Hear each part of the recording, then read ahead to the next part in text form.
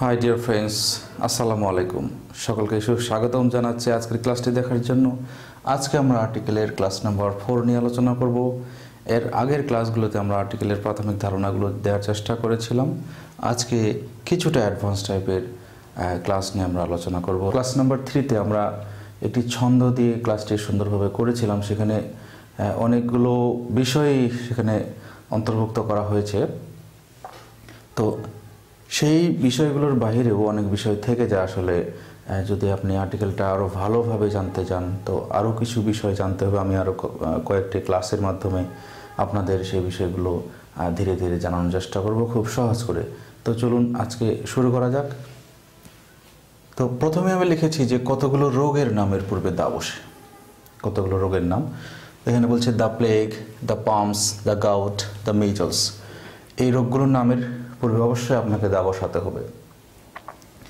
তারপর বলা হচ্ছে প্রপার নাউনের পর গুণবাচক শব্দ যুক্ত হলে তার পূর্বে দা বসে। যেমন অনেক সময় আমরা বলে থাকি যে Akbar the great. Akbar great হবে না, কিন্তু আকবর দ্য গ্রেট, কিন্তু দাটা আপনাকে নিতেই হবে। তারপর আসলো সংখ্যা প্রকাশক শব্দ যদি কোনো এককে একক প্রকাশ করে তখন তার পূর্বে কী বসবে? দা বসবে। যেমন he sells sugar by the kg. সে কেজি ধরে কী করে? চিনি বিক্রি করে। তারপর এখানে আরও দেখেন যে কোনো ফ্রেজ ক্লজ দ্বারা নাউনটি নির্দিষ্ট হয়ে গেলে তার পূর্বে আমাকে নাউনটার পূর্বে আমাকে দা বসাতে হবে। এখানে গার্লের আগে দা বসিয়েছি, নিশ্চয়ই একটি কারণ আছে। তো দ্য গার্ল, এখানে দেখেন ওয়ারিং রেড শাড়ি, এই ক্লজটি দ্বারা কি হয়েছে? নির্দিষ্ট হয়ে গেছে। অনেকেই অনেক প্রকার শাড়ি হয়তো পরে রয়েছে, সাদা, কালো, নীল।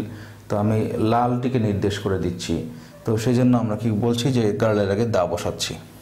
The girl wearing red sari is very beautiful. তারপর আসলো কোনো রোডের নামের পূর্বে রোড শব্দটি উল্লেখ থাকলে সেই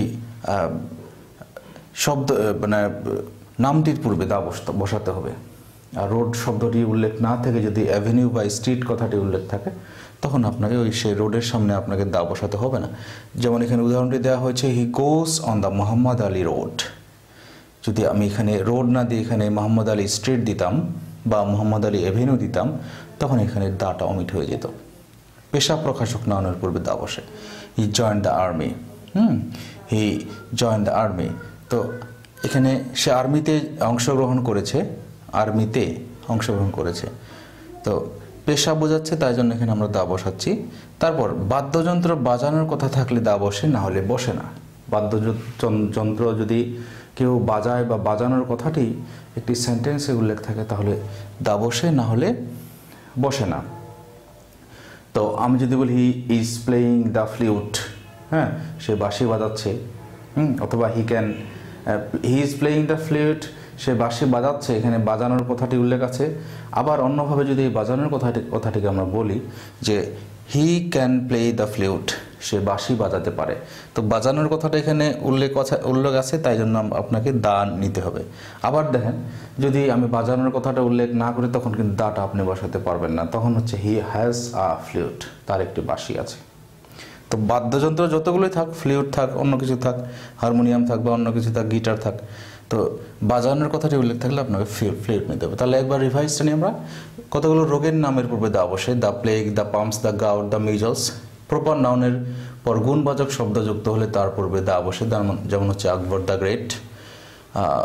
তারপর যে কোনো লোকের পরে যদি আপনি একটা গুণবাচক শব্দ ইউজ করেন, এখানে আমরা যেমন পুরো সেন্টেন্সটি বলতে পারি যে Akbar the great was the real founder of Mughal empire. তারপর আসলো সংখ্যা প্রকাশক শব্দ কোনো এককে বোঝালে তার পূর্বে দা বসে। He sells sugar by the kg. কোনো ফ্রেজ ক্লজ দ্বারা নাউনটি নির্দিষ্ট হলে তার পূর্বে বা নাউনটির পূর্বে তা বসে। যেমন দ্য গার্ল ওয়ারিং শাড়ি, এই ওয়ারিং রেড শাড়ি এখানে এটা নির্দিষ্ট করে দিল, ইজ ভেরি বিউটিফুল, তাই জন্য এখানে গার্লের সামনে দা বসলো। কোনো রোডের নামের উপরে কোনো রোডের নামের ক্ষেত্রে কোনো রোডের নামের ক্ষেত্রে যদি রোড কথাটি উল্লেখ থাকে তাহলে দা বসাতে পারবো। যদি স্ট্রিট বা এভিনিউ কথাটি উল্লেখ থাকে তাহলে দা বসাতে পারবো না। তারপর পেশা প্রকাশক নাউনের পূর্বে দা বসবে, জয় দাঁড়বে। বাদ্যযন্ত্র বাজানোর কথা কোনো সেন্টেন্সে উল্লেখ থাকলে আমরা দা বসাবো বাদ্যযন্ত্রের সামনে, বাজানোর কথাটি উল্লেখ না থাকলে আমরা দা বসাতে পারবো না, ভুল হয়ে যাবে। তো যারা এখনও আমার চ্যানেলটি সাবস্ক্রাইব করেননি, আপনি নিজেকে ইংলিশে এক্সপার্ট করার জন্য আমার চ্যানেলটি সাবস্ক্রাইব করে বেল বাটনটিতে প্রেস করে রাখুন, তাহলে যখনই আমি ভিডিও আপলোড করব, আপনারা জানেন যে দিন দিন আমি advanced video, English video upload করতেই থাকবো, spoken, written, grammar, phonetics, IELTS, TOEFL, vocabulary. তো এতগুলো বিষয় নিয়ে আমি কাজ করব। সবগুলো বিষয় যদি আপনি জানেন, অবশ্যই ইংলিশে এক্সপার্ট হবেন। আমাদের কোর্সের বই এবং সিডি যদি আপনি কিনতে চান, আমাদের ভিডিওর শেষে যে মোবাইল নাম্বারটি পাবেন, সেই মোবাইল নাম্বারের মাধ্যমে যোগাযোগ করে বই এবং সিডির জন্য অর্ডার দিতে পারেন। আর যারা ঠাকুরগাঁও অবস্থান করছেন, তারা আমাদের কোর্সগুলোতে অংশগ্রহণ করতে পারেন খুব সহজেই, খুব দ্রুত ইংলিশে এক্সপার্ট হওয়ার জন্য। তো no more today, I would like to finish here. Be fine, keep everything fine. Assalamu alaikum.